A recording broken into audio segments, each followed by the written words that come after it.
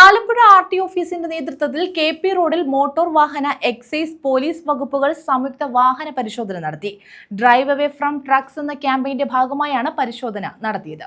Motor വാഹന വകുപ്പ് special സ്ക്വാഡിനൊപ്പമാണ് മറ്റ് വകുപ്പുകളും ചേർന്ന് സ്വകാര്യ വാഹനങ്ങളിൽ പരിശോധന നടത്തിയത്.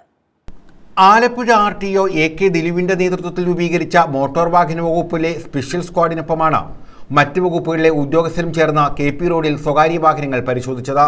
സ്വകാര്യ ആഡംബര വാഹനങ്ങൾ നിരോധിത പുകയില ഉൽപ്പന്നങ്ങൾ, മയക്കുമരുന്നുകൾ എന്നിവ കടത്താനായി ഉപയോഗിക്കുന്നു എന്ന വിവരത്തെ തുടർന്നായിരുന്നു പരിശോധന.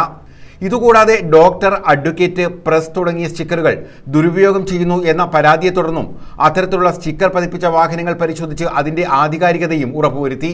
കെ.പി. റോഡിന്റെ ഇരുവശങ്ങളിൽ നിന്ന സംഘം 300ഓളം സ്വകാര്യ വാഹനങ്ങളാണ് പരിശോധിച്ചത്. ഒരു വാഹനത്തിൽ നിന്നും നിരോധിത പുകയില ഉൽപ്പന്നം കണ്ടെത്തി. തുടർന്ന് എക്സൈസ് സംഘം പിഴ ഈടാക്കി. MVIമാരായ KS പ്രമോദ്, ബേബി ജോൺ, അജിത് കുമാർ, സിയാദ്, മോഹൻലാൽ, സജീവ് വർമ്മ, അജിത് ചന്ദ്രൻ എന്നിവരുടെ നേതൃത്വത്തിലായിരുന്നു പരിശോധന. സ്പെഷ്യൽ ഡ്രൈവിൽ 32 അംഗ സംഘമാണ് പങ്കെടുത്തത്. സ്വകാര്യ ആഡംബര വാഹനങ്ങളുടെ നിയമലംഘനം കണ്ടെത്താനായി ജില്ലയിലെ പ്രധാന റോഡുകളിൽ മിന്നൽ പരിശോധന നടത്തുമെന്ന് ആർ.ടി.ഒ. എ.കെ. ദിലു പറഞ്ഞു.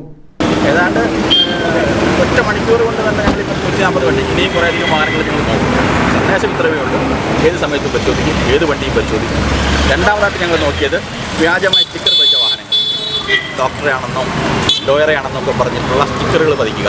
അപ്പോൾ അതിൻ്റെ മറവിൽ സ്വാഭാവികമായിട്ട് അവർക്ക് ചെറിയ പ്രിവിലേജ് ഞങ്ങൾ റോഡിൽ കൊടുക്കുന്നു എന്നുള്ളത് കൊണ്ട് തന്നെ യഥാർത്ഥ ഡോക്ടേഴ്സോ യഥാർത്ഥ വക്കീലന്മാരോ അല്ലാത്തവർ ഈ സ്റ്റിക്കറിൻ്റെ ഒരു പ്രിവിലേജ് ഉപയോഗിക്കും.